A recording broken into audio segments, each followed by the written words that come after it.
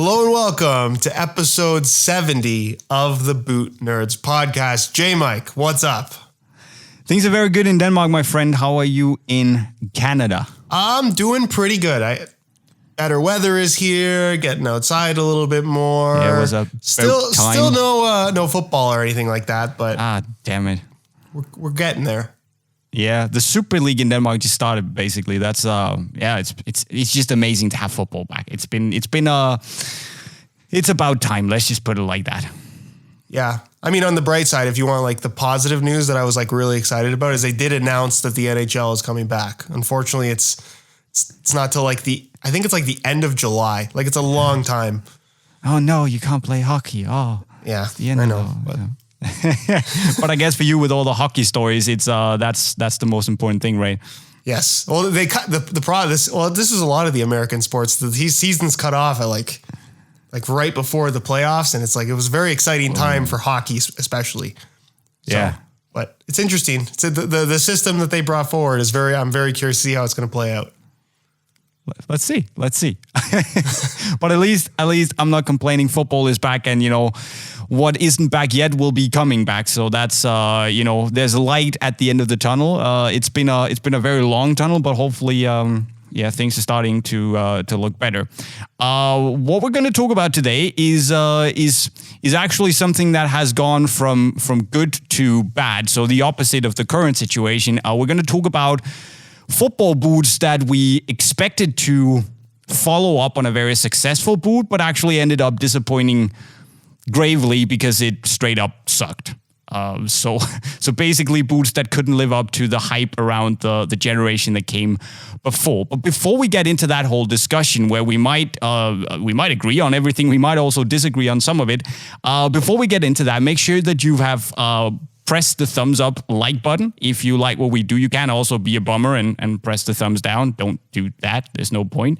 And also remember that if you have any questions, you can leave it in the comment section right down below. But Josh, I know we've talked about, football boots that have been the biggest bummers, the worst football boot releases of all time. And I think that some of these boots will actually also be on this list. That's partly also, I guess, the reason why we've hated on some of these boots so much before, because we've had really high expectations. But I think we should just jump straight into it with one of the most obvious choices of them all. And just to so you guys understand how a boot qualifies here, Josh, I think we can agree that if, let's say, the generation before was awesome, it's something we both enjoyed, we would probably expect innovation and natural development, meaning that natural progression, meaning that the next generation after that would also be equally awesome. Yes. If it's not, however, that would qualify for the boot to go on the list. Meaning that if it's if generation 2 is shit, but generation 1 was also bad, that's not necessarily one for this list. Yes. A disappointment basically is what we're after here, where I don't think that with every new model we need to have this huge step in evolution, but at the very least, don't make it worse. Exactly. And these are the ones that weren't just worse, but arguably way worse. That's... Yes. So let's start at least with the most obvious one for me, which would be, and I think you also know, I'll let you say it. I'm assuming you're referring to the Nike Hypervenom Phantom 2. Yes. Which, honestly, it's a football boot that, looking back, when I reviewed it at least, I don't remember what your opinion was, but I think I was a little bit too kind and maybe optimistic in terms of my outlook on the football boot. Yes. I think we've talked about this before. This was one of the boots that looking back, we both regret not being harder on. Yeah, because you know what? I think with Nike, almost any big brand, I got to be honest, when they come out with a new technology that seems clever, because there's nothing that on paper seems wrong with the Hypervenom Phantom 2. Like everything they introduced seemed like it would be objectively an improvement over what we had with the original Hypervenom. But then in practice, when you actually get to try the boots on and play in them, it's I don't want to say that it's a bad pair of performing football boots, because it's not. It actually does I would argue, perform better than the original Hypervenom. But it's not particularly comfortable. And really just the feel of the upper compared to that OG Hypervenom was completely lost, at least in the first variation of this boot. And it was a disappointment. I agree. And as you say, yes, from like a lockdown perspective, it performed a lot better. And maybe, it was also a different football boot. But for me, this just violated the whole concept behind the first Hypervenom. This went against so many of the things that made the first Hypervenom generation so good.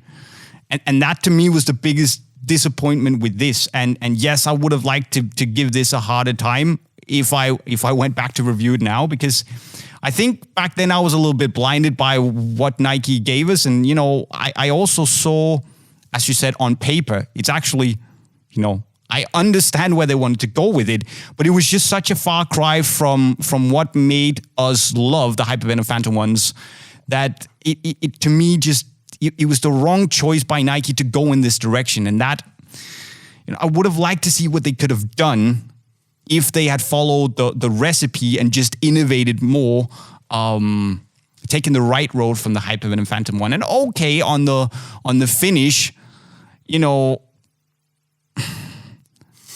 they kind of made amends when they introduced the Nike skin upper. It was not as nice as the first Hypervenom Phantom generation, but it was all right. It wasn't too bad, but originally the Phantom 2s were just a disappointment to me. Yeah, here's an interesting take that I don't think I've ever talked about or even really thought about up until this very moment. But I think what was cool about the original Hypervenom is I remember when they first unveiled it, I thought to myself, this just looks like a variation of Mercurial. And then when you actually got to try the boots, it wasn't. It was something completely different in comparison to all the other Nike models, and honestly anything we had seen from anyone up until that point. And then with the Hypervenom Phantom 2, they kind of trended it back towards just being kind of a synthetic Mercurial. And here's my hot take, interesting thing to point out.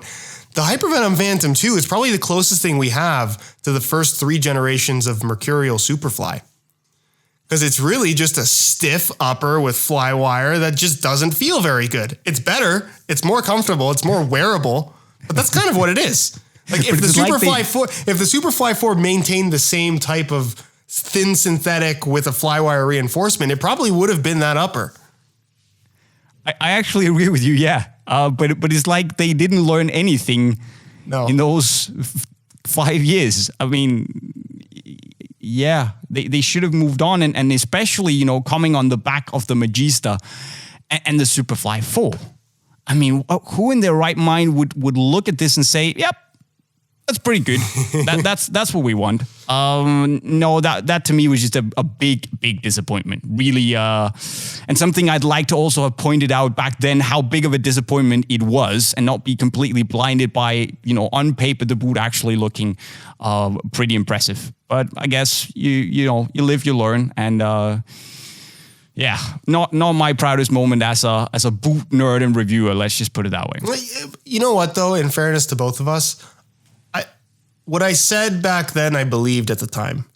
Because I'm a really big believer in all of the opinions that I give on the internet are like, these are my real opinions. I'm just saying what I think. Absolutely. Like if you start lying about your opinions on boots, then the more lies you tell, the more difficult it is to remember all of those lies. So I just choose not to lie about any opinions that I give. It's just my honest opinion. And my opinion can obviously change over time, but I just want that to be clear from both of us on this, is like, even though our opinions are different now, I still think that what we said at the time is what we believed.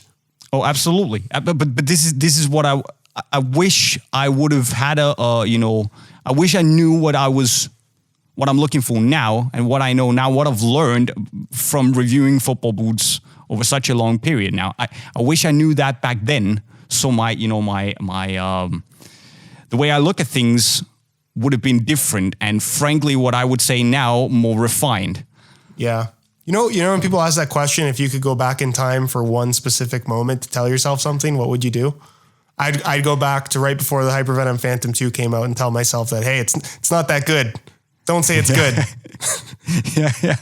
I would agree with that. That would be a big big not lifesaver, but a big, well, but see, a big change. You're not really altering the timeline that much. You're just, not really, no. Yeah, so it's a safe thing to do. And probably change would have come about quicker if everyone had just started complaining earlier. It was like there was a honeymoon period of a couple of months where people were like, it's pretty. I guess it's pretty good. It's not the same. It's not what we wanted, but I guess it's pretty good. And then people realized, okay, this is actually pretty shit. Yeah. And then Nike, to their credit, they reacted. In the middle of the product's life cycle, they went back, which I appreciate. It still wasn't as good, but I guess you can't have it all. That's a question I actually have for you, just before we move on, because you're a little bit more of an insider than I am. A lot of the brands don't care for me. Do you actually have any real information that change, the version 2 of the Phantom 2, came about because of complaining, or was that always planned from the beginning? Do you know or not? Next question, please. I know why the change happened and whether it was planned from the get-go or not. Yes, I do know. Okay. So audience, but to make sure that I don't end up on your side of how much the brands appreciate me, I think that's about all I can say. I'm sorry, but you guys know what it's like. It's less controversial than you might think. Okay, cool. That counts. But to their credit, they changed it. Yeah, no, they definitely made it better. Yeah, absolutely. So moving on to another boot that actually disappointed me a little bit. It wasn't complete total meltdown in my head as the Hypervenom 2s were, but I'm gonna say something that might come as a little bit of a shock to you guys. The Mizuno Rebula 2s, which coming off of one of the best new silo introductions we've seen from Mizuno in a long time. They've tried, should we say, a couple of different directions with new silos to go alongside the Rebulas. But while I definitely enjoyed what the Rebula 2 was, there were also some issues with it in terms of comfort. At least I had some pressure points. I got some blisters from the Rebula, and that was simply something I did not expect to get from a made in Japan leather Mizuno product. So to me, it's not like it's not criminal. It's not a major disappointment, but I just I didn't want to wear it to the same extent that I would want to wear every other pair of Mizuno boots that I have. Do you know where I'm going? Yeah, I would agree with you, not so much on the Rebula 2, but more so on the Rebula 1 and 2. Because I was a big fan of the Wave Ignitus line, which is what the Rebula took over for. I was a big fan of that. And while I think the Wave Ignitus kind of, they lost the path once they started getting away from leather uppers, and I wasn't a huge fan of everything about that boot, I still like the concept and the uniqueness of it. So for me, with the original Rebula, what I was surprised about is that on paper, it seems like something I would really like, but it was always the fit for some reason. Was just, something was off about, okay. I think Rebula 1 and 2 for me, to be completely honest, and I want to point this out because I think both of us have been accused of being like major like Mizuno pushers.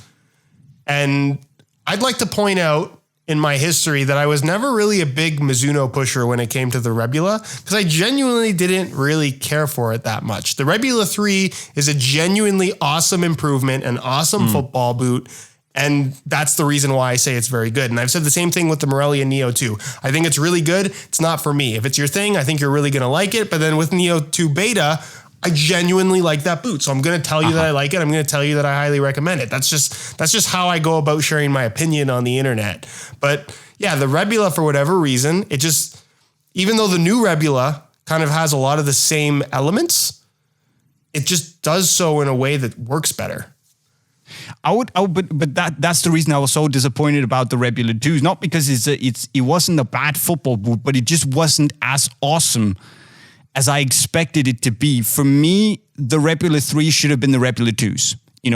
That's the kind of leap I would expect from Mizuno because, having, I think everyone who's worn a pair of Mizuno boots will know that it's very high quality, and they take great pride in actually having really comfortable, high-performing, durable football boots.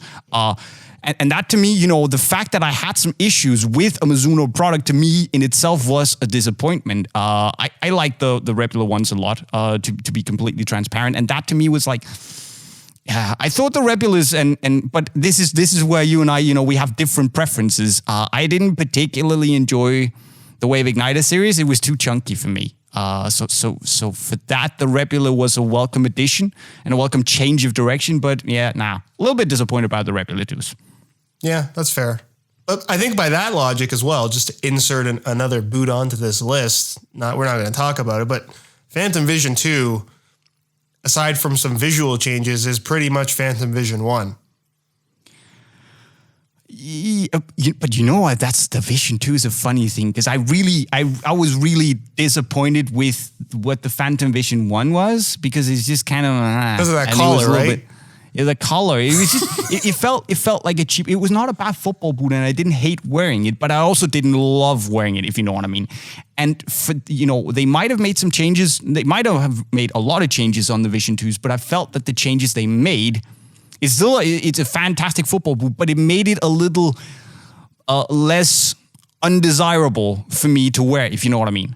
So for me, that was actually a big improvement, because I actually really, I don't hate my life when I wear it, because there aren't that many things for me to put a finger on and say, this is a flaw, I don't like this. Does it, you know, we've talked about this a lot. Is it a boot that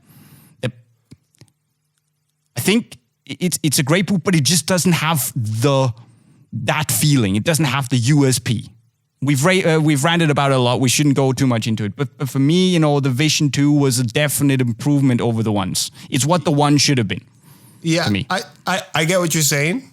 And unfortunately, you can't do this with football boots. And people have suggested this to me. I'm sure you've probably had the same suggestion. And I've thought about it myself. It'd be really cool if there was a way to like test the boots blindfolded. And like have a Vision 1 on one foot and a Vision 2 on the other foot, and see if you could realistically tell the difference. I want to say that I could, because I think that the Vision 2 fits a little bit slimmer, and that's something that's pretty noticeable. But obviously you can't play blindfolded, so this type of test just doesn't really work. I know what you mean. But I would just, if that were like a doable test to where you could seriously distinguish what, you wouldn't be able to tell what the difference was between the boot on your left and right foot, if you'd really be able to pick out which was which.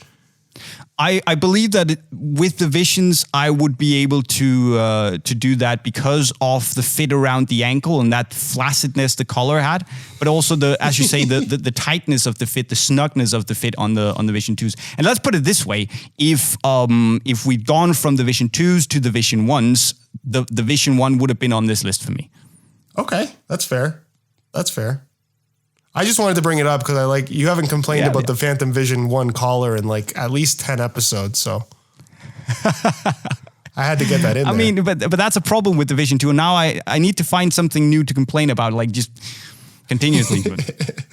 One thing I have complained about though, and that will stay with me until the day I leave this planet, is the New Balance Visaro 2s, which is not only one of the worst football boots I think I've ever seen released, but it really also highlights the problem of the 2s. You know, the first Visaro was, in my opinion, a very, very good football boot. Did it have its flaws? Yeah, absolutely. But this just took all the flaws and they just emphasized them tenfold and took away all the good stuff from the Visaro 1s. This is an absolutely appalling football boot, in my opinion. Nothing really works. It's just bad. Yeah. And you know, going from something that was, albeit not perfect, but a very exciting, really worked well, had that Hypervenom 1 feeling to it, and you know, showed a clear vision and direction from New Balance. Going to this was just extremely underwhelming and made me lose faith, coming from that also very, very bad Furon one. And you know, I thought at least we have the Visaro ones, and then they gave us this. And it just made me lose a little bit of hope, to be honest. Yeah, huge disaster. And again, it's just, that is the same comparison you could make with the Hypervenoms, where the Visaro 1 the magic in that boot was that mesh base upper that a lot of people said was a copy of the Hypervenom Phantom 1, to be fair. Which it's a mesh base upper with kind of like a honeycomb pattern. I get what they're going, yeah. Right? Yeah, I see that comparison. But that's what people liked about the boot. So with the new version, they just made it stiffer and more rigid. They added a midsole to a football boot that you would think maybe would actually provide some kind of significant underfoot cushioning. It just felt awful and bulky. That's pretty much the gist of that particular boot. It looks like a turtle shell, and it feels like a turtle shell. Yeah. Which would you say is like the worst two out of the Phantom and the Visaro 2? Oh, that's way worse. Yeah, the Visaros. Oh, way worse. Yeah, I agree. That's a legitimately crap pair of boots. The only good thing I can say about it is that if I had to walk into like a nuclear war zone, I would wear those because they're virtually indestructible because they're that stiff. Yeah, not good. Speaking of stiff stuff, we talking about we talked before we started about what to include, so we knew. You mentioned the Superfly 1, 2, and 3s. Yes. Care to elaborate? 2 girls over drinks, and I like how you keep using that when we were asked about it weeks ago and you couldn't explain it, but you keep using it. I love it. That's exactly why I use it. Awesome. Anyways, no, Superfly 1, 2, and 3.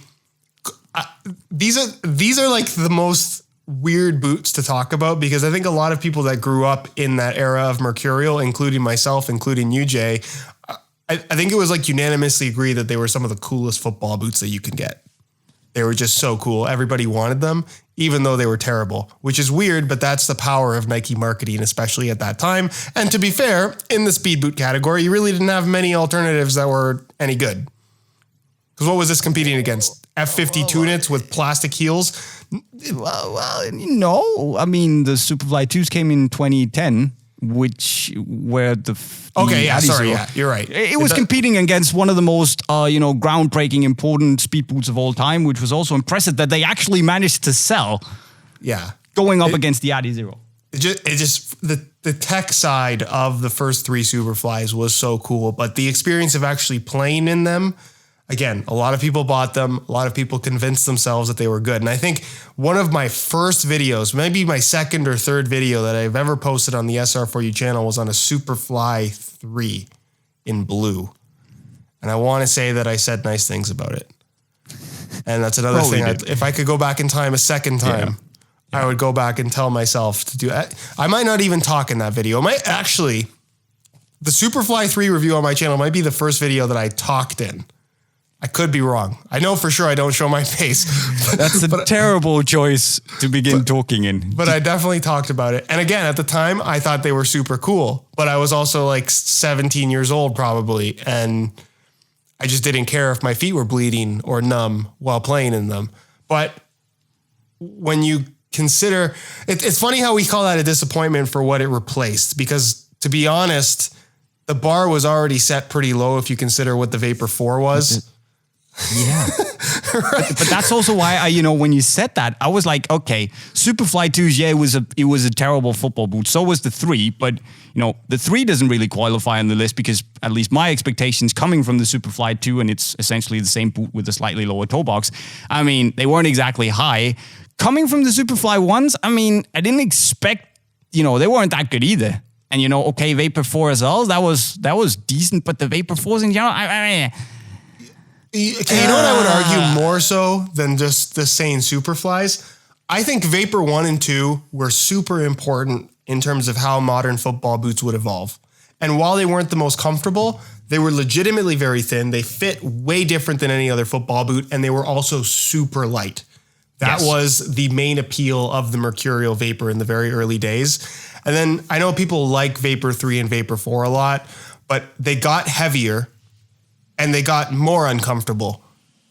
And then as time went on with the Superfly 1, 2, and 3, Superfly 1 was light, we'll say that much. That's kind of an unfair, but it was super uncomfortable for me, borderline, just straight up unwearable. And then Superfly 2 and 3 and the Vapors that came along with that at that time, also kind of heavier and chunkier and clunkier than Mercurials were ever supposed to be. So you could argue that from Vapor 2, Vapor 3, 4, 5, 6, and 7 generations of Mercurial, so 3 through 7, were a disappointment until we got to Vapor 8. I would. Looking I would back on probably history, not include- at the time, no. But looking back on history, not a lot of good stuff from the Mercurial line. No, I would say from 4 to 7. Okay, for that's me, fine. because I really enjoyed the Vapor 3s, and we all know, and maybe I'm still a little blinded, and you know, I've got my Vapor 3 tinted glasses on, but for me, it wasn't that big of a. It wasn't. I enjoyed it, and you know, having worn it as an adult as well, I've still enjoyed it with all its flaws, of course. But I think for me, it really went downhill from the 4s up until the 8s. I think that's from the perspective, because we've talked about wearing old boots on the podcast before, and you can do it. I think that's an overrated thing on the basis that boots have improved more than a lot of people want to give them credit for. But hey, if you want to deal with slightly more weight or a little bit more bulk or whatever it may be, the downsides of an older boot, you can deal with that with a lot of older models. It's just going to be harder. Vapor generations 3 through 7, however, Mercurial generations, my God, you must have feet of steel if you want to go and wear those today. Yeah, but you needed to have feet of steel even with the first generations of the Vapors, at least. Sure. For me. But I mean, if you wear old boots, you're basically setting yourself up for failure. That's what I'm trying to say. If you come off the back of a modern pair of boots, because they're just not as comfortable or as light or as well performing. Yeah. Shoot me if you disagree. Right. But there was also a couple of other boots that slightly disappointed me, at least. This bad boy, another 2. Okay, it was difficult. What are we going to do here? We have one of the most groundbreaking football boots in history. People loved it. I mean, how are we gonna take it to the next level? The problem was that for me, they made the Magista worse on the Opera 2. They just make it chunkier, and you know, it did. I'd rather play in the ones, and that for me is a problem. Yeah, I see where you're coming from. I don't entirely agree. They made it a little bit wider, which I think is your opinion on that's gonna vary based on foot type. I don't like the outsole as much as I did on the original. I think that the original had a better outsole, a little more aggressive traction. I like the heel counter as well. I think that the evolution, aside from maybe visually not being as nice, I think that the 3D texturing that they implemented was a cool twist on what they did with the original, and it felt good. I don't think there's anything wrong with the touch of that boot. For me, I think that the bigger argument to be made, and again, another football boot that because of such negative reaction actually did get a version 2 later in its life cycle, was the Opus 2. The football boot that basically had pimples all over it. Just not a great choice, right? No. And again, not a terrible football boot, I would say, but a huge step down, I would argue, compared to the original Opus. That's actually, you know what? I've changed my mind. I'm jumping on the Opus train, because the first Opus was amazing. Second Opus, not so much. Yeah, at least the first generation. I think if we were to make like some of the most underrated football boots in history, which we might have actually done on this channel, I don't even know. No, we haven't. I don't think we have. Maybe we have. I have no idea. We're 70 episodes in. I forgot. I can't even remember what we did in the last episode. But I think that let's say most underrated Nike models of all time, Opus has to be on that list, because I know that all the hype was around Opera 1 because it was so different than anything else we had seen before.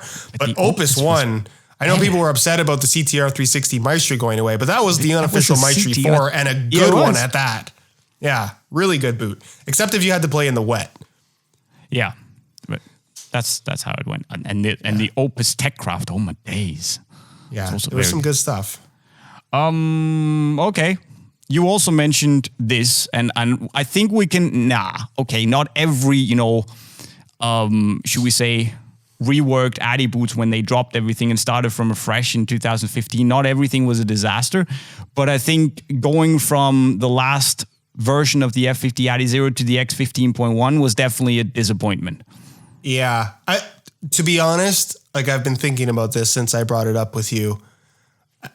2014 F50 Adizero was so good that I think you could make an argument that the 2015 F50 was a little bit disappointing. I agree. From a fit standpoint, especially. Yeah. And it also got heavier. I like what they tried with the stud pattern. Sure. But I don't think it actually ended up being better in terms of traction. I agree. I enjoyed that a little less than the 14, but it was still a very good football boot I can wear today and still enjoy it. So for me, it was not as good, but I'm okay with that. But the biggest drop for me came with the X15.1. That was just, it just didn't feel that as nimble and minimalistic as the F50 Adizero had felt. And it's not a bad football boot. It's actually pretty comfortable, but it just had more bulk. It had more volume to it. It wasn't as ballet-like as the F50 had always been. And that to me in itself was a disappointment. Yeah. So, I mean, for those that don't know the history, in 2015, Adidas basically killed everything. F50, AdiPure, Predator, and NitroCharge. And they replaced it with Ace, X, and Messi, which Ace is now turned back into Predator, X is still X, and the Messi line kind of transitioned into Nemesis. Yes.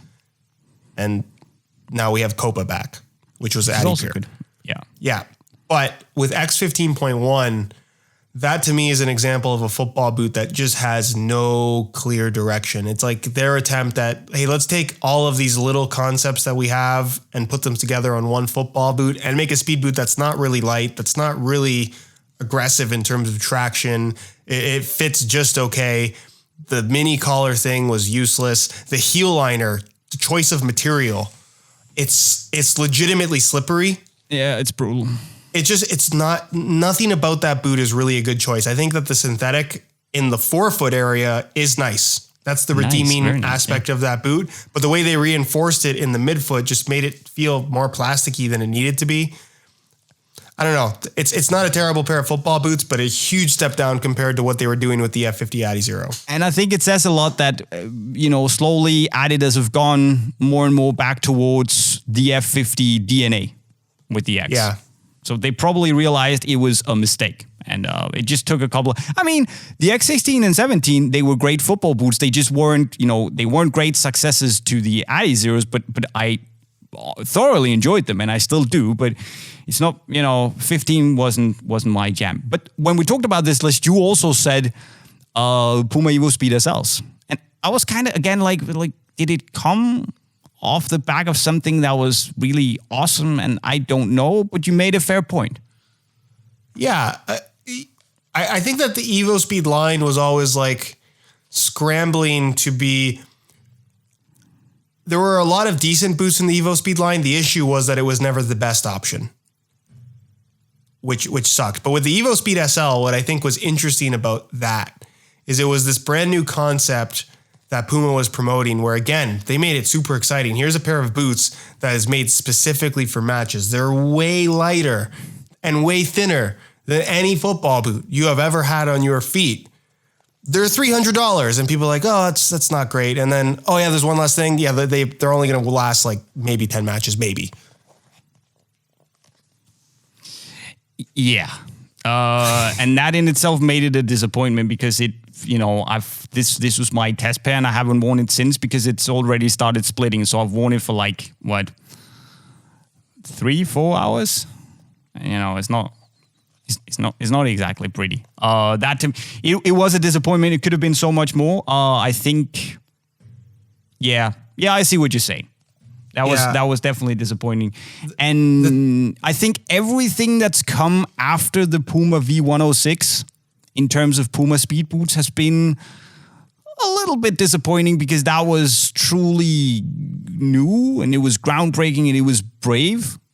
And I don't think anything speed boot wise other than the V11, what was it called? V11 SL? V111. V1. Yeah. 11 SL. Yeah, V1. There's a lot of ones.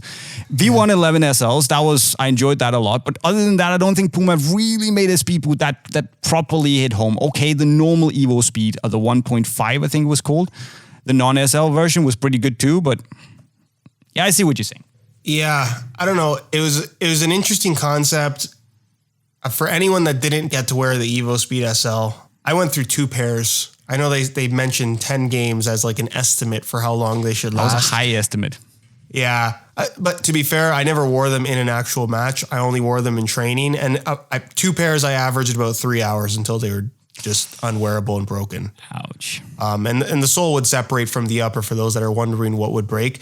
I will say as a redeeming quality, I've never worn a football boot quite like that before. So while they are intact, it's a pretty cool experience. Although granted, it kind of hurts because it's so thin. Like, yeah, it's not really that fun. Like take 20 shots in that boot and you're like, ooh, this is borderline of what I think I would want. And again, I didn't play in a match because I was very afraid of being stepped on, where it would imagine being stepped on with no shoes on. That's what it's like playing in the Evo Speed SL.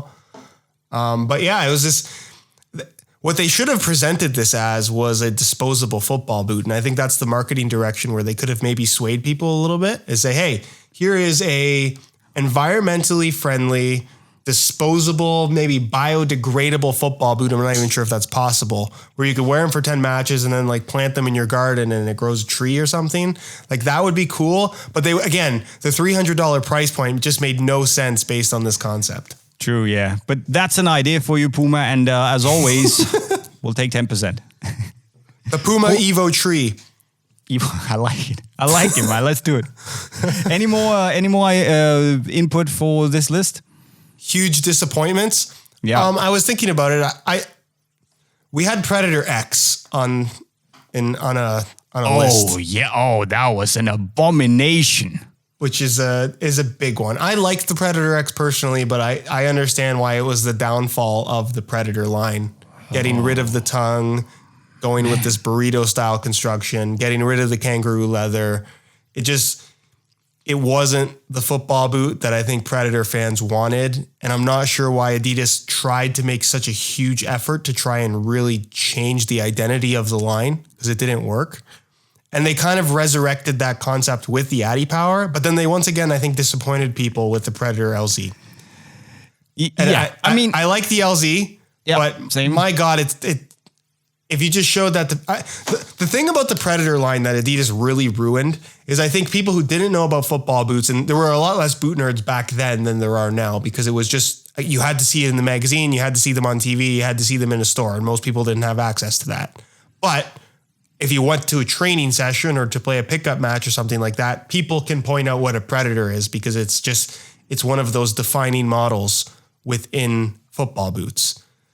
And if you showed somebody a Predator LZ, they're probably not guessing that that's a Predator. True. Yeah. That's actually a little bit funny. But definitely the X and the LCs were, huge disappointments. Yeah. So, although the LC was a good boot, but it just shouldn't have been a Predator, really. Here's another one. The Adidas F50 days, the early days. We had F50, then we had F50 Plus. Does the F50.6 Tune-It count as a huge disappointment? I know, again, there's not as much attention around football boots at that point in time. Nah, but you're right.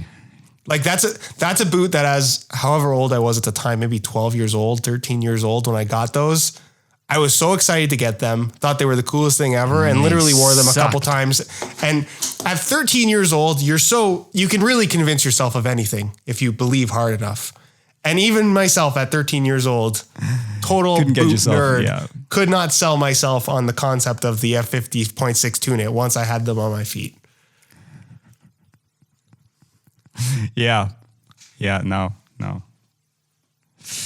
I don't have anything positive to say about the Tune-It. That was a big disappointment. That was a big disappointment, true.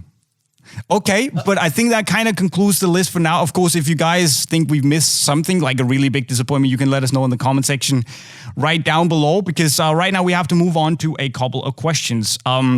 We have one from Jilly Reba. Where can we buy old football boots like the Vapor 11 or the F50 Adi Zero?